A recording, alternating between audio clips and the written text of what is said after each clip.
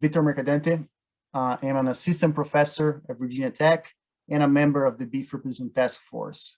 So again, tonight with us, Dr. Sandy Johnson, who's a professor and extension specialist at Kansas State University. So Sandy, we do not see your camera, so if you could please turn that on so we can see you. There you are, there you go. So welcome everyone, and Sandy, please take it away. Well, it's a pleasure to be with you here this evening, and I hope it's warm at where you are. This is the first day I haven't worn insulated coveralls most of the day, and it feels kind of nice to have that freedom. So as we get started this evening, I thought it would be good to give you a sense. I can get my slide to advance. Okay. I wanted to give you a sense of really how it is I maybe came about to give this type of talk tonight. And so when I was about 9, my dad went to AI school, and you see his young heat detection crew in that photo on the right. And that's a few years prior to that AI school, but developed an early interest as I was an assistant to that, and certainly involved with all aspects of that learning. At that point in time, it was the exotic era, so to speak, and you see some of the sires that we use, Cunha and Bismarck, were some of the early exotic bulls that came into the country, and that made it very interesting to see what those genetics did on top of our black and black-white face cows. And so as I went on to school, one of the things I came to appreciate when I came back home to try and help on summers or weekends was that, you know, it wasn't always the science that was helping us address some of the things. It was really kind of dealing with the time management and getting it all done. And so I think tonight, what I'm going to show you is my attempts to really mix the science with some of that, how can we make it easier to get estrus synchronization and AI done using some tools that we have available to us. So just to give you a little overview of what we want to talk about this evening, then it's spend a little time talking about pre-planning, semen selection, not in the genetic sense, a little bit on protocol selection, and then most of our time is going to be spent on talking about specific tools that we can help to implement synchronization protocols.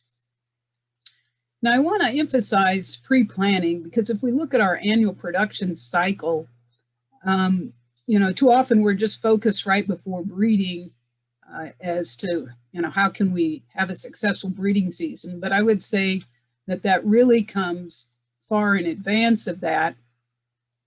In terms of when we want to look at that. So in a spring calving system that's interested in managing feed cost and optimizing reproduction, I really think it's important in that situation to take the opportunity to correct any body condition issues when the cow is not lactating. And there's a large penalty if we delay that correction in body condition score, because as she gets closer to calving, the calf's growing faster, greater energy demand. And secondly, if we have that thin cow in third trimester in a week like we just had, that can have some other really serious negative implications. Now, my guess is that when you think about your production system, you're thinking about your calving date and your breeding dates, and you could quickly tell me those particular dates for your operation. But can you tell me what's the start of the third trimester for your cow herd? I think most people, that date is not rolling off their tongue. It's not top of mind. And because of the importance of that in the systems that I'm working in and the problems I see associated with that became an area of interest of mine of how can we help producers. And so one of the things we did was develop this little tool called the Management Minder. This was a joint effort with Iowa State and some of my other colleagues at K-State. And essentially what it does is try to take advantage of technology. You know, I'm showing, here's my smartphone screen reminding me of the webinar this evening. And based on that annual production cycle, we know based on the start of the breeding season, when the third trimester is going to start. We can put that on a calendar. We know if we're planning a weaning date, even if it's not exact, that there's things we need to get done ahead of that. If we're going to precondition calves or get pins ready, order vaccine, all those types of things, we can easily have little reminders on our calendar. And you know what I learned today? That I can actually share this little reminder in the form of a text or an email.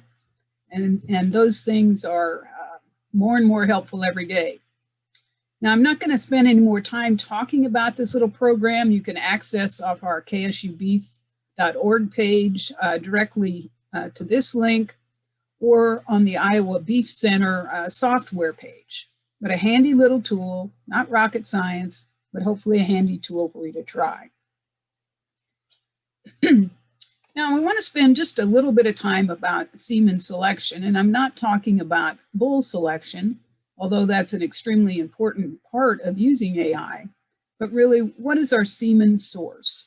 Now, we've got a number of excellent companies that provide semen, and they provide a very high quality product, and of course, they have lots of quality controls in place to ensure that you have a high quality product.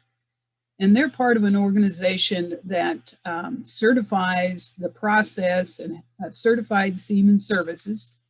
And really that documents the process that they use to process that semen. A lot of it has to do with health protocols, but you can look at it as a very high quality product. Now, if your neighbor down the road collected a bull, and as long as that semen was still viable after they froze and thawed it, doesn't mean that we know anything about any more about the quality of that semen and the potential fertility. Okay, that there may be an amazingly low amount of good morphology motile sperm in that sample. And, you know, the individual is interested in the genetics, and I understand that, but make sure you know that there are not the same characteristics of some of the semen you buy privately versus the company. Now, just ask questions. The private individual may go to all the steps they need to, but don't make assumptions, okay? And the other thing is we're thinking about semen selection. There's more and more options now with sex semen. We'll talk about that a little bit more, but as it comes to preparation and planning, we need to recognize that the sex semen is going to come in the smaller 1/4 cc straw. And if you haven't used sex semen, that means you need a different type of gun to use that smaller diameter straw. Some of them can handle multiple diameters, but it may be a change from what you have. And of course, these straws are smaller, and that means a couple things for us. One, and you probably can tell from my wonderful artwork here, each of these represents a gender-oriented sperm cell here that we've dissected. And there are essentially a greater majority of these cells towards the outside of this straw in the small straw as compared to the larger straw. So that means that minor changes in temperature are going to impact this small straw more so than the larger straw. Now that's good when it comes to freezing that so we can get it frozen more uniformly, more quickly, but then it's a little more sensitive if we have any mishandling. If you happen to have been AIing for a long time and maybe you started with ampules and then went to straws and you're still doing this all with your fingertips, you'll find that the 1/4 cc straws are pretty hard to use with your fingertips. So semen handling is important when you make this shift, and it may be different than what you're used to. That will be a consideration then in your planning. Now, talking more specifically then about protocol selection, the way I start thinking about this is heat detection options are generally going to be the lowest cost, even if we pay for our labor, as long as we can find the labor to hire. Okay, so the question is, who can heat check, how often, and how hard is that to accomplish? If I'm in a section pasture, yes, I can heat detect in that situation, but it takes me a lot longer than a small trap pasture with, you know, of a few acres. So we need to think about what our facilities are in that situation and where those females need to be in terms of nutrition and handling prior to breeding. Then the other question is, it's who's going to do the AI, all right? If you are inseminating after observed estrus, you may be doing the insemination on your own. I've had to learn for myself that even though as a youngster, I was an experienced palpator, it shouldn't be any problem for me to timed AI 100 cows. Well, I was kind of dragging there at the end. And the first time you try timed AI and you're not really got your arm in shape for palpation, that may be too much to take on.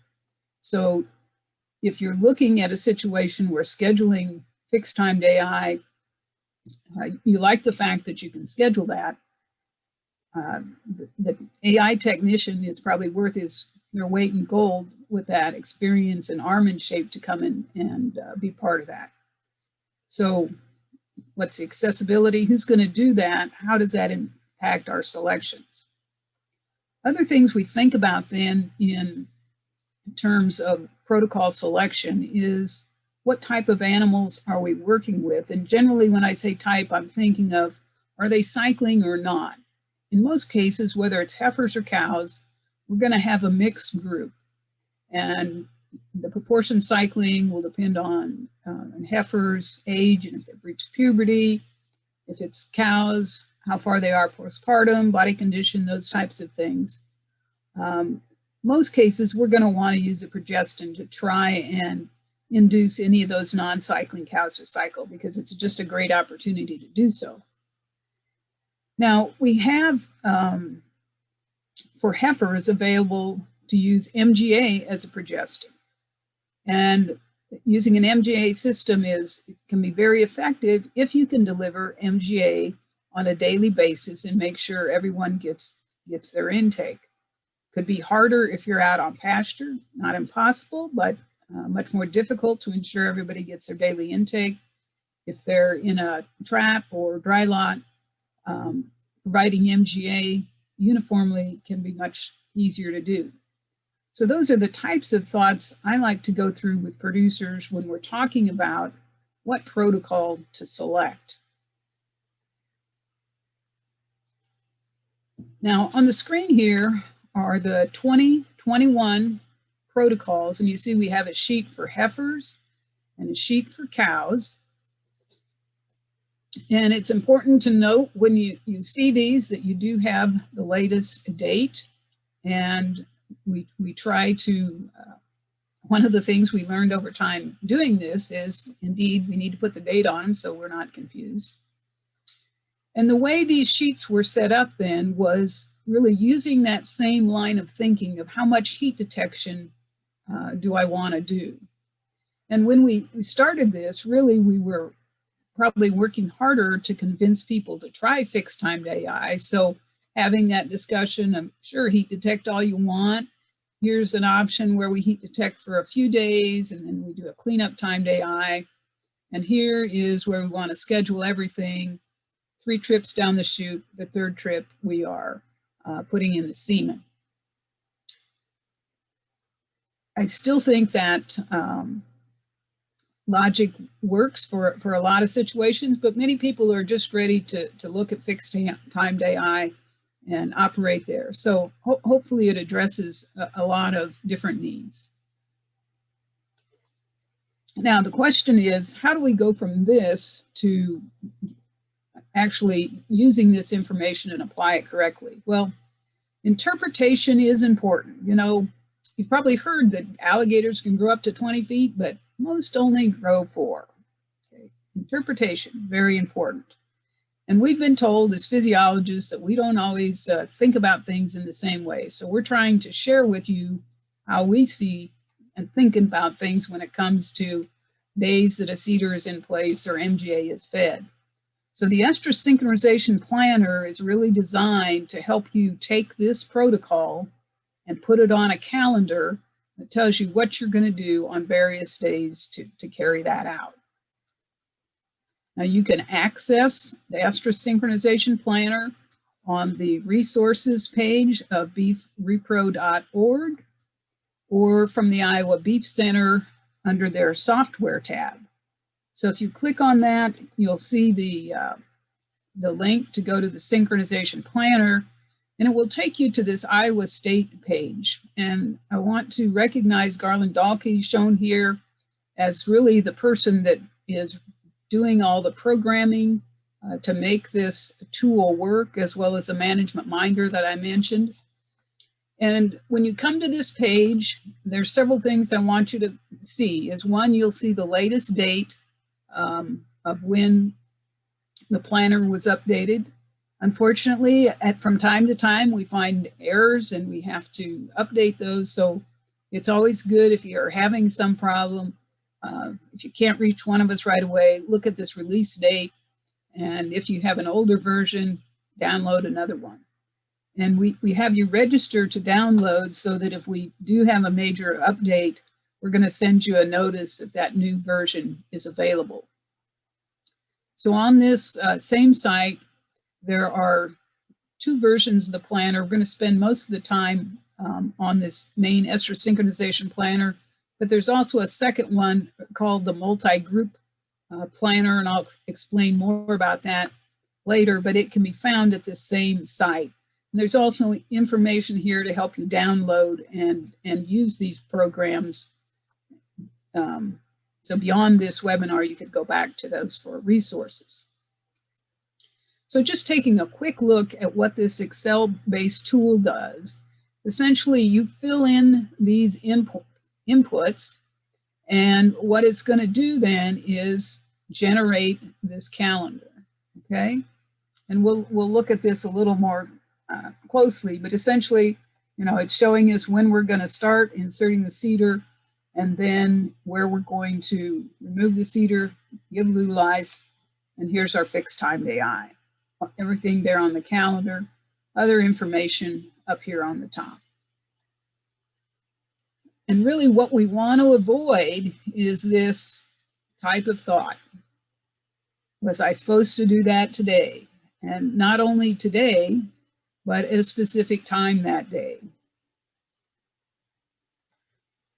So let's zoom in on this and look at a little more closely. If you're not familiar with Excel, each of these little red tabs here indicate that there's a comment there, and in this case there is helpful information about each of these inputs. And there is also a tab on the spreadsheet that has other tips and helpful information. So let's just go through this page here. You want to start at the top. You select the breed type, Bos indicus or Bos taurus. We have a few, well, essentially one fixed timed AI protocol that we recommend for Bos indicus cattle. Maybe we'll have more to add there later, but for now, that's what we have. This year we have added to where we have conventional semen and conventional and sex semen. And I'll talk more about that combination, but it's another choice that you have. And then you select the system type. And this has to do with how much heat detection. I talked about estrus AI, heat detect for a few days and clean up, fixed timed AI, and added this year is split time AI. And so essentially a split timed AI is saying what wasn't in heat when I did my fixed timed AI, I'm going to wait till the next day and see if they come back, if they're in heat then, and inseminate those later. So you make choices here based on the numbers here. So this is for Bos indicus, conventional semen, fixed timed AI. And then as based on your selections here, it will change what these recommended protocols are down here. And this matches what is on our recommended protocol sheets. There are some additional protocols listed for those that have preference for other things, but generally most people should stick with these recommended protocols. So in this case, we have the 7-day co-sync plus CEDAR for cows selected. We put in a time of day to start breeding. And if we are using fixed timed AI, this is the date and also the time that we want to do our fixed time insemination. It's going to be most critical for that system. Then you can also indicate what products you're using to help avoid confusion. And also you have the option to indicate when you'll turn in bulls, and a gestation length. If you're using some low birth weight sires and really want to look at that, put a shorter date in than what you might routinely, that gives you that option. So on that same page over to the right, and I've got this kind of blown up, once we put these inputs in, this 6-7 start of our breeding season, it shows what the expected calving date is. A lot of people like to think from that perspective more so than the start of the breeding date. And also then for this fixed timed AI system, you see what time the CEDAR should be removed and prostaglandin injected. And this essentially is what sets things in motion for that system. Now, if we were to change from the cow system to the heifer system, okay, so now I have system 23, which is a heifer system. I still have an 8 o'clock in the morning time to inseminate, but with that, it says I should remove the CEDAR at 2 a.m. Not going to be too convenient. So this is where we would do some adjustments. And here, if I change this from 8 a.m. to 4 p.m., then I can have my CEDAR removal at a more pleasant time, perhaps. And as you look at different breeding seasons and daylight lengths, it'll be important for you to think about those times and what will work for your situation. Now, on the lower part of this, you can compare different systems, and this would be using numbers. These are other heifer systems that are listed, and you can compare the cost. Now, I've had to make some assumptions in terms of response on some of these things, but it gets you pretty close to what that cost is in a comparison. And so what you see here is just this cost comparison sheet. Here's this 7-day co-sync for the heifers. Here's the MGA prostaglandin and the 14-day CEDAR protocol. So you get a cost of the synchronization products, and then you have other costs that you can add in to get a total cost, and look at that either as a cost per synchronized female, and then depending on whether or not, how you want to look at that, you have some options there. So part of what's there for those additional cost inputs, you can update these with your own prices for product, add things that you want to include as part of this. This can be particularly helpful for those that are doing work for other individuals. We have a labor estimate in there. It's an estimate. You can zero it out if you want. It's an estimate. There's several ways to go about it. And then if you want to include cost in a dry lot, then you can work further with this portion of the screen.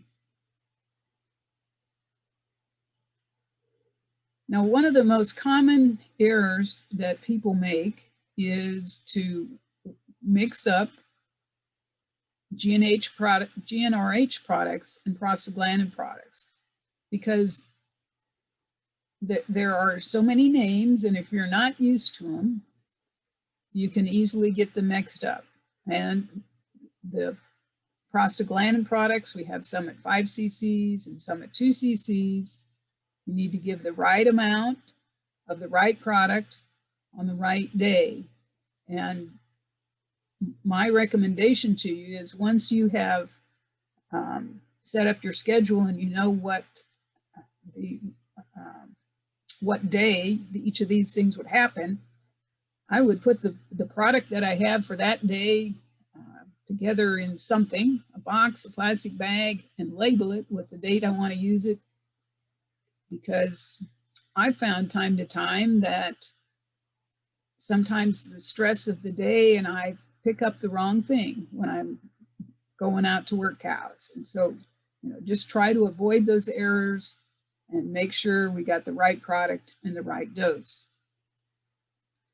And the estrus synchronization planner, again, tries to help you with this. If you don't put a value here, it'll just say PG or GnRH, but this allows you to select the product that you're going to use if you know it. And then that also shows up in the calendar, again, to try and avoid any confusion of getting the wrong product on the wrong day.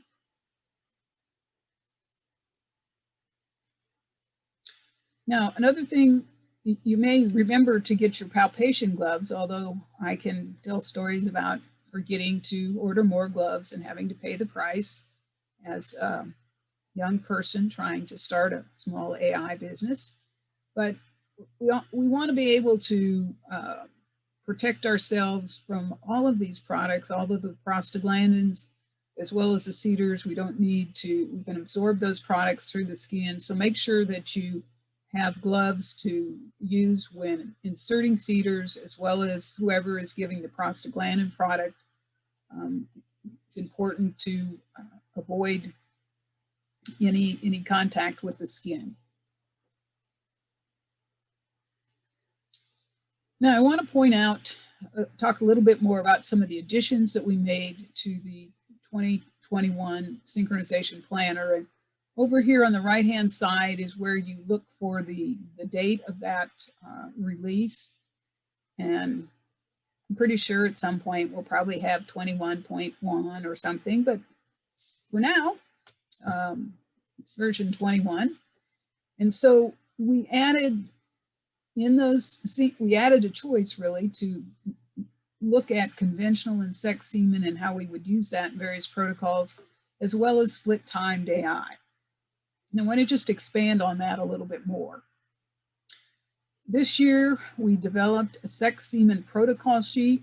You probably won't see it in many of the AI catalogs. I think in general, because of this top point, that the conception rates are decreased with sex semen compared to conventional semen.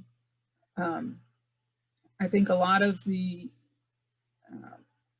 major AI companies want to be very cautious in where they recommend that, and existing strong AI programs, and recognize there are still some challenges there. But we thought we wanted to go ahead and get some direction out there. And so in addition to the concerns about decreased response, we also want to emphasize that we want to use this on animals that have been detected in heat. And just to try and emphasize those points, if you missed our Applied Reproductive Strategies seminar in November, Cliff Lamb talked about some of their work with sex semen, and one of the summary points was, the literature is showing kind of this range of difference in conception rates between sex semen and conventional. Now, I think if we would add time in there, we're getting more on this higher end, but one should be prepared for a lower response than conventional semen. And to optimize that response, what we see trying to work sex semen into fixed timed AI protocols is that we can get pretty close to conventional semen if we use it on females that are known to be in heat. And so part of our recommendations then on that sex semen sheet is to really consider the use of some type of heat detection aid, particularly if you're using it in some type of traditionally fixed timed AI program to identify those females that are in estrus. And then if we're just inseminating after observed estrus, we want to inseminate later because the lifespan in the semen is not as long in the tract of the sex semen compared to conventional, and we want to have it in place closer to the time point of ovulation. So let's look at an example here. I'm showing a 14-day CEDAR program with split-timed AI for heifers. So when we give prostaglandin would be the time that we apply a heat detection aid. We would read that heat detection aid at the normal time of fixed timed AI, which is 66 hours after prostaglandin. Anything that had an activated patch, we would inseminate at that point in time. The next day, 20 to 24 hours later, those that we didn't inseminate here, we bring these back, read the patch again. If they have an activated patch, in this case, we're showing use of sex semen, and those without activated patches would get conventional semen. So this split time approach with sex semen gets us a few more animals in heat and using sex semen on them, and we're putting it in the animals that will have the best response. When we have a really high response at this normal fixed timed AI time, then sometimes you may be disappointed with the labor that it takes to do this the second day. You could take a similar approach and with sexed semen. So just at this normal fixed timed AI program, if they have an activated patch, use sex semen. If they don't have an activated patch, use conventional semen. If we have an activated patch, we know they're in heat, regardless of the system, we really don't need to add GnRH at that time.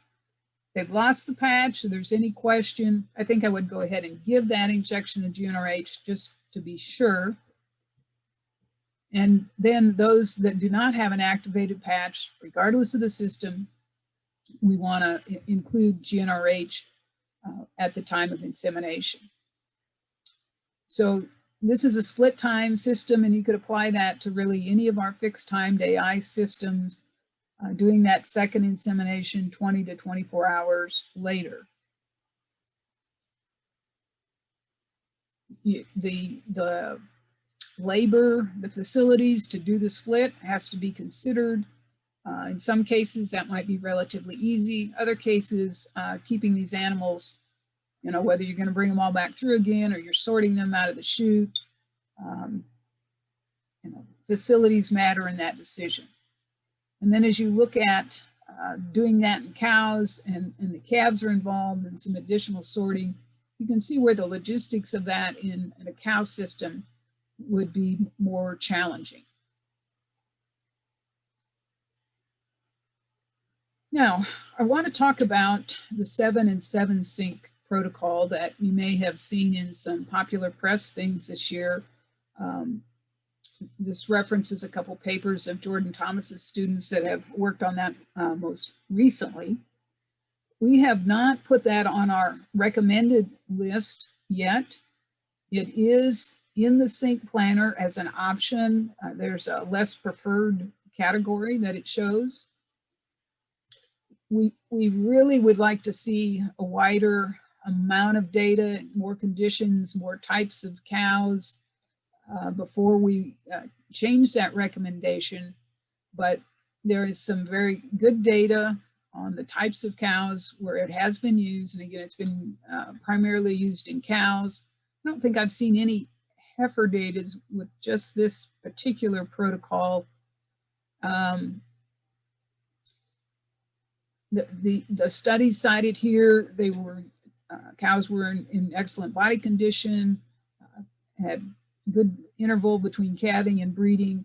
So, you know, really high response cows. And while they didn't measure cyclicity, my assumption would be that most of them were. And so in that situation, it worked really well. So if you're going to ask me in some other type of group, they have more estrus cows, it's harder. That's where we still have things to learn. And so, you know, you like to experiment. It works good in certain situations. We really don't have the full spectrum of information that we wanted to recommend that broadly. The cost isn't much different, but it is an additional handling. And I know in doing other experimental things, sometimes that additional day just seems like a killer, and it you know, depends on the situation. And you know, if you're doing it this past week, boy, an additional day of handling be really unpleasant. So anyway, it's in the planner, and we'll see how the other data comes in, whether we change its position in its recommendation. Now, I mentioned earlier that we have another version of the planner, and it's called the multi-group version. And basically, the difference between the two, or the limitation of what I've shown you so far, allows you to put one system on the calendar. The multi-group version allows you to put on the same calendar several different groups. So if you were breeding 100 heifers every week, or split your cows up based on the first ones to calve and then the next ones, and separated those by a week or something, this system then allows you to add multiple groups. And my two groups here are heifers and crossbred heifers. And you can see where, as you had more things going on, that would be helpful to put those all on one calendar. We tried some other ways to do that with the original version, but just this ended up being the way that we figured out we could do it. Now, there is a little additional programming to make this remember the multiple groups. And so I would really recommend, if you use the multiple group version, that you watch the little video that's on the website before you try and use it, so that you'll just have better luck the first time if you get those few little hints there. Right now, we don't have the updates that I've talked about in the regular planner in this yet. We're working on that, but there's some additional challenges as we incorporate it into here. Now, one of the advantages of the multiple group planner is that you can type text right into this calendar, whereas in the regular sync planner, you're not able to do that right within the spreadsheet. So we're working on that, and hopefully we'll have those updates there as well. But in the meantime, you have those two options for you. So what we've tried to do is develop several tools: management minder, regular sync planner, multi-group sync planner, and the whole focus of those is to avoid this type of problem. You know, we don't want to have, we were supposed to do that. Now, invariably, we get calls about, well, I can't do it on this day. I can't, you know, whether something happens, and life's things do happen, and we have to make adjustments. And in many cases, if you're heat detecting, you can get away with many things, okay? As long as you're heat detecting, they're in heat, you're probably okay, with a few exceptions to that, all right? But as you start looking at fixed time insemination, you know, essentially we don't have the data on all the different things that might adapt that. So happy to visit with you about some of those things that come up. You have the least flexibility in terms of getting hurt with responses with fixed timed AI, and the most flexibility if you're doing any type of heat detection and cleanup timed AI. So we'll make those general statements and, you know, hoping that you don't have those circumstances where the creek's up too high and we can't get the cows across to the pens. You know, those things happen, and we make those adaptations as we need to. So I have this just kind of checklist, thinking about planning ahead.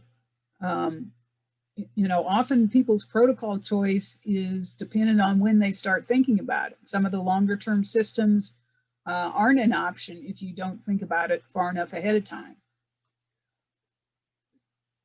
And if you want help, often you need to arrange that early, particularly, you know, certain times of the year. Good AI technicians are booked up. So if you're looking to take advantage of their expertise, you want to talk to them early, you know, purchase your supplies. The multi-group version does have a tool in there to help you tally up all the different things you might need and help you make sure you have adequate inventory. You know, sometimes multiplication can be hard. So take advantage of the tools we have. Now, we haven't talked very much about getting the females ready to breed. I think George will hit more on that next time, but you know, we know that we need this adequate body condition at calving. Heifers need to be the appropriate weight. We haven't talked about vaccinations, but that's important. If we're going to heat detect, if we can't read the ear tags, it's going to be hard to pick those out or record what we've done. And all the tools that I have shown you really help you communicate with the other people, whether it's just members of the family or other people that are working. You know, print out that calendar, put it up in the barn, make multiple copies, helps communicate what needs to happen when. And then as we execute that plan, you know, getting the right product on the right day and the correct amount, sounds easy, but sometimes we get tripped up. And so if we just do everything we can to help ourselves be successful in our pre-planning, I think that's our best step. So we hope that as you use these software tools, you don't become this person frustrated with technology, but I think we've all been frustrated with technology at some point. You will find my contact information as well as Garland's in the program, as well as on the other places. So don't hesitate to contact us if you have a problem.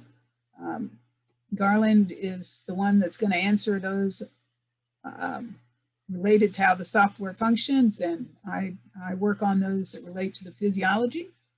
But between us, we try to get you going with those and hope you find those tools useful. And again, if you do run across something that you think maybe isn't quite right, don't hesitate to, you know, we got thick hide, and it's sometimes a challenge to get through all the various parts of this to make sure we've got it saying what we want to. So welcome that feedback.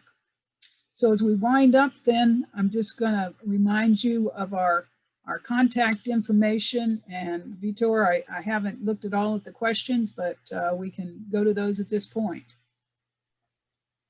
Excellent, Sandy. Thank you very much. I'm going to remind everyone to please use the Q&A tab to put in your questions.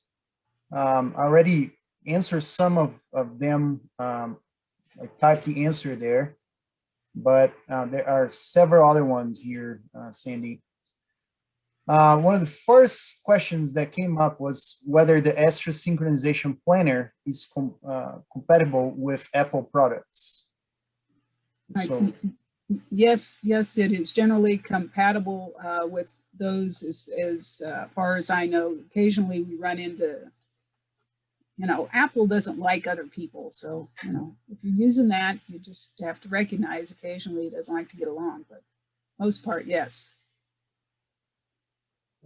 Okay. There was another question on the, let me find it here, on the multi-group calendar. Can you mix heifers and cows? Well, I guess I'm not sure I'm following that. In the multi-group, you're gonna title a group, and it could be a mixed group, okay, of cows and heifers, and you'd say cows and heifers 1 or whatever. You know, the challenge is what, you know, I'm not sure what, depending on what protocol you select, if it'll be appropriate for both cows and heifers, but, you know, you can call the group whatever you want, select the protocol that you want, and it's really a matter of, is that a good protocol for the physiology of the animals? Am I missing what that question is? I'm not sure. The person can, if that's not sufficient, the person can type it in here and then we'll try to answer again. There's a question about comparing the 5 versus the 7-day protocols. If you could speak about the factors that would play on the decision making, whether you do one or the other. Can you comment on that? Sure. You know, we've the way I usually approach that question is that there is some research that points to greater fertility with the 5-day protocol. I know that when we tried that in, say, Kansas and Colorado, and a lot of the data was generated Ohio and further east, we didn't see the benefit that were shown in some of the research. And so my advice is, you know, I wouldn't necessarily use the 5-day just because I thought it was going to give me a few more percentage points pregnancy, because I'm not sure I wouldn't promise that. All right, that's why it got there, but I'm not sure that always will show up in real life situations. And so I think of it as an option for a shorter protocol when that helps me with scheduling. I do have to give that second injection of prostaglandin after I remove the CEDAR, you know, and that's got to be spaced. You know, based on what we used to do in sheep, would need to be at least 3 hours. I'm not sure we've tried all the various intervals in cows, but it does need to be some time between those 2 injections. So if those logistics don't bother you, works for you, you may see some slight improvement over the 7-day, but a lot of people haven't. So leave it at that. John that asked that question about the multi-group of heifers and cows. I think he's saying, like, can you do cows and heifers, and then would that give you different days within the same calendar? So you could mix and match a protocol for cows and a protocol for heifers. That's right, I believe, how it is. Yeah, so that's precisely what that's trying to let you do. So if I wanted to put my heifers on an MGA prostaglandin protocol, put those on the calendar, and then maybe I'm breeding my cows a week later, I'm going to do a 7-day protocol on them, then that puts that all on the same calendar. And that's its purpose, is to get all those activities you may have within the operation on one calendar. Hope that makes sense. Yeah, I believe it does. How many hours after seeing a cow in standing heat should you perform AI? Okay, if we're using conventional semen, then we're generally going to follow an AM/PM type rule. There is some heat watch data that would say, you know, as soon as 6 hours after onset. Of course, they know when the onset of estrus is, because that heat watch is, you know, getting those first mounts over 3 seconds generally is when it's recorded. So if you have very close knowledge of when the onset of estrus is, you might inseminate a little sooner with conventional semen than the AM/PM rule. And sometimes I have used that if I'm heat detecting, say a large group of heifers, and go out in the morning at 7 o'clock in the morning, and we identify these females that are already standing good. We can tell they've been ridden for quite a while.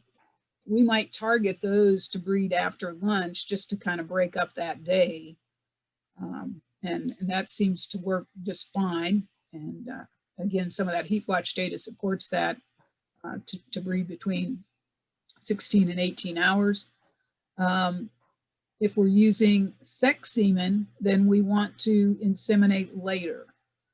It has a shorter lifespan in the tract. We want to put that in there closer to ovulation. And because of the processing, the semen is, think of it as kind of being beat up before it gets to do its job. And so it's just not as vigorous as conventional semen for what it's been through.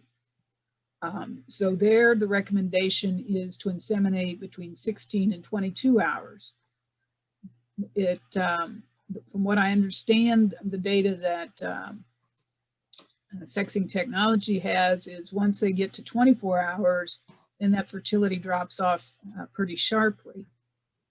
So you want to do it, to inseminate later with the sex semen than conventional. All right. There's a couple of questions around the same kind of theme here, asking about what are the expectations on pregnancy rates, and at which point should you make a decision of changing your protocol? What kind of what would you call a poor pregnancy rate, so you would try to change that protocol, try to change your strategy?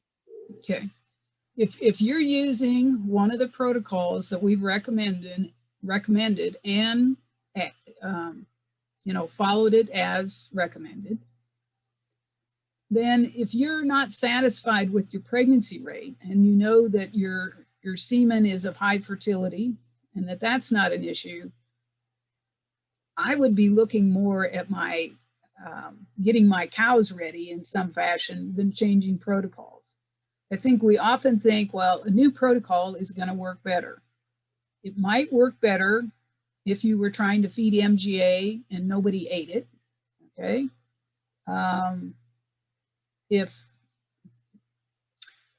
somebody snuck around in your cows and pulled your CEDARs out, okay, well, maybe we need to look at a different protocol, okay? But I think a lot of times we think changing protocols is going to be the answer when it's far from the answer to improve the response. And so we've tried to be very conservative in what we've recommended there. There's a lot of other things that are out there that you can do. And I mentioned, we haven't put that 7 and 7 up there because we haven't tested it in a broad range of situations, okay? So if you're not satisfied with your pregnancy rate, protocol is the last place that I'm looking, as long as you've delivered it as prescribed. There's a question about if you're gonna resynchronize cattle. So if you've done already one fixed time AI, you want to resynchronize, how long should you wait to start that second protocol? Well, I guess that depends a lot on what your first protocol is. And, if you give GnRH with insemination, then essentially you need to wait till they come back in heat. The things that we've looked at trying to resynchronize those, either you give up some pregnancies if we try to use a progestin or something to hold them from coming into heat, like put a CEDAR in at day, 12, 13 and pull it out at day 20. Then we get some lowered fertility. If that's acceptable, you can do that type of thing. If you haven't given GnRH at insemination, so you're just breeding based on heat, then you could come back with a prostaglandin injection anywhere from 11 to 14 days after the previous prostaglandin injection to try and bring those back. So that's as much as I can give without more detail. All right, yeah. What is the minimum time postpartum to begin a synchronization protocol?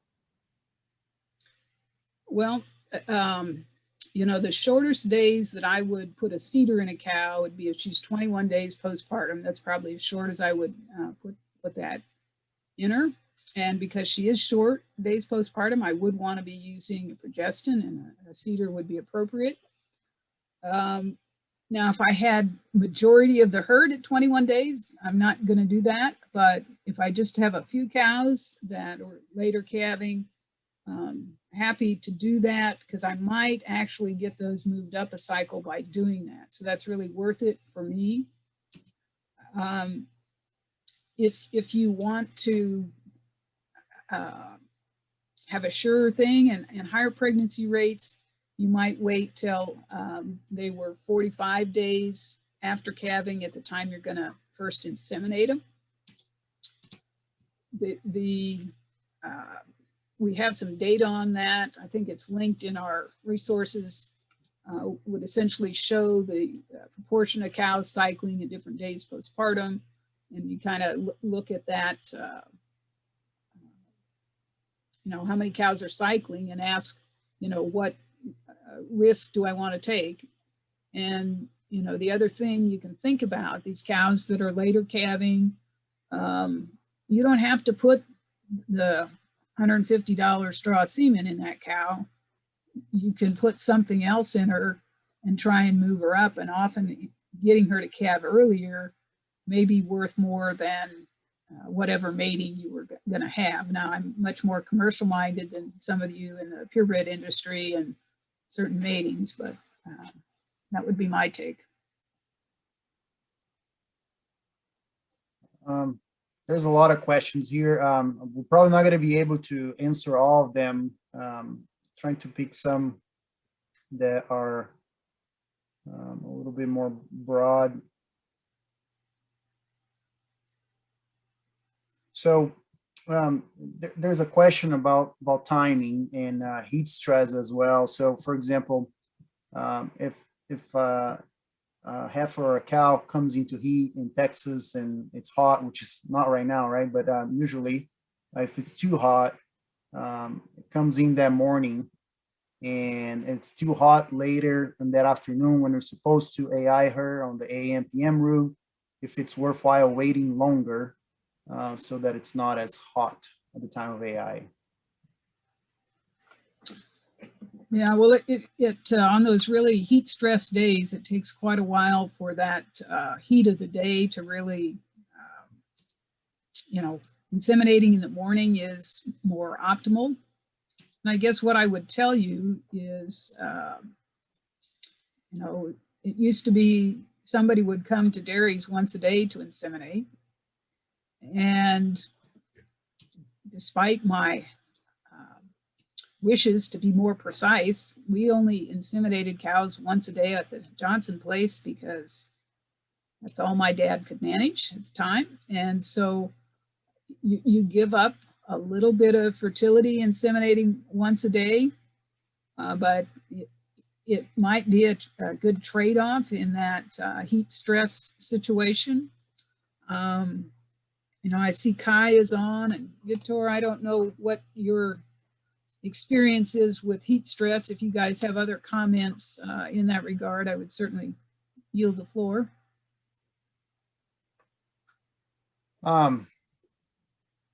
Yeah, I think that we tend to just assume there's no heat stress, right? Like in the dairy animal, it's definitely very well documented and studied, and we understand it quite well there. On the beef side, we just kind of ignore it and believe that our cows do just fine. I believe there is a big influence there, but on that specific case, you know, I think if it's really that hot and the cow still showing estrus and things seem to be working, I would still try to stay within the 12 hours on that specific case there. And you know, if it's 7 o'clock in the morning that you saw her in heat, I'll try and AI her that evening around 6, 7 o'clock at night. Kai, do you have a different take on this? Yeah, can you hear me okay, Vitor? Yeah, we can hear you. Dr. Yeah, Kai sorry, Pollard, by the way. sorry, my camera's not on tonight because my power is not great here. But one of the things I just wanted to mention is I think a lot of it depends on if you're talking about cattle that are adapted to heat stress based conditions, and so especially where I am in College Station, Texas, and then south of us here, we put a lot of emphasis on selecting cattle that are adapted to tropical, subtropical based environments. And if you have that, I would recommend people try to stick as close to you as you can to those timings. If not, I think that either the option of AI once a day, like Sandy mentioned, or what Vitor suggested, trying to stick to the time. I think either way, you're going to sacrifice a little bit, and it kind of is whatever fits you best in your schedule. But just remember, if you're in a situation where you're doing time AI or heat checking in a heat stress based situation, you've selected for animals for those based climates, kind of stick to the plan. I think that's kind of what we'd recommend from the tropically adapted cattle and what we'd hope they'd perform in. There's also a question, I think that's interesting. I've been getting some of these questions as well here in Virginia. There's the new quarter cc straws. They're becoming more popular. They're all the sex semen comes on quarter cc straws now versus the half cc straws. Could you comment on either if there's any differences in conception or pregnancy success when you're using a quarter cc versus a half cc? Sure. There are some individual studies that show some advantages. I think the most recent meta-analysis, so that would have been, looking at multiple studies. My recollection is the advantage to the quarter cc straw was less than, or maybe it was right at 1%. Okay, so there may be some small advantage, and yeah, I don't know, George, do you have any other recollection of those data? But yeah, I believe that in general there's no difference. Like, they have the same concentration of sperm cells, right? They have the same number of sperm cells. It's just a different volume. The biggest advantage of them is your capacity to store them, right? So a tank, you can easily double the capacity of storing semen just because the straws are smaller, right? So you can feed them more. And people have been able to do this quite successfully without compromising fertility. I believe a lot of the countries in South America, like Brazil, uses a lot of AI. Most companies sell quarter cc straws only, without any compromise or improvement in fertility. Yeah, and I think in Europe they went to that quarter cc straw after the ampule, so I think, as I recall the history, they thought the U.S. population that didn't have as many people doing the insemination for them might get along better with the quarter cc straws from a handling standpoint. So we'll do a last question here because we're past the hour, and I'll go ahead and apologize for everyone that did not get your question answered right away. I want to remind everyone that on our website, the beefrepro.org, the website for the Beef Reproduction Task Force, there is a Ask the Expert tab there that you can submit a question, and we'll try and get back with you with an answer within a few days. So if there's something that we left behind here, please take advantage of that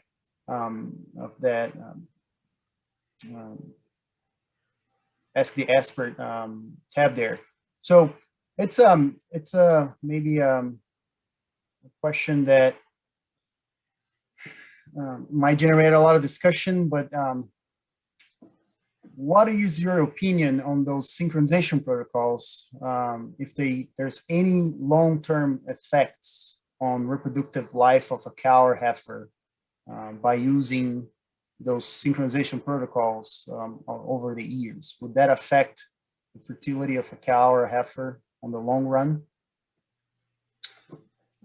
Yeah, so I think that the products that we're using are in some cases identical to what's produced endogenously. I think the main concern is probably if we are inducing them to cycle earlier. And I'm not sure that I can give my opinion that with the tools we have today, not using that is probably going to cost you more money than, let me start again. If you take that stance, I'm not going to use a cedar to induce a cow to cycle, it will mess up my selection, okay?